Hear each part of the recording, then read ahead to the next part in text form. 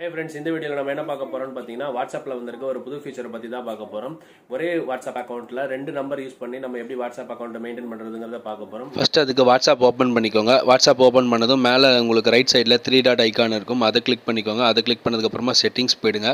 பக்கத்தில் பார்த்தீங்கன்னா உங்களோட அக்கௌண்ட் பக்கத்தில் QR நம்பரும் அதோடைய எக்ஸ்பேண்ட் பட்டன் இருக்கும். அதை கிளிக் பண்ணிங்கன்னா ஆட் அக்கௌண்ட்னு வரும். ஸோ அந்த இடத்துல கிளிக் பண்ணுங்கள். கிளிக் பண்ணதுக்கப்புறமா அக்ரி அண்ட் கண்டினியூன்னு சொல்லி கேட்கும். ஸோ அதை நீங்கள் ஓகேன்னு கொடுத்ததுக்கப்புறமா ஃபோன் நம்பர் என்டர் பண்ண சொல்லும்.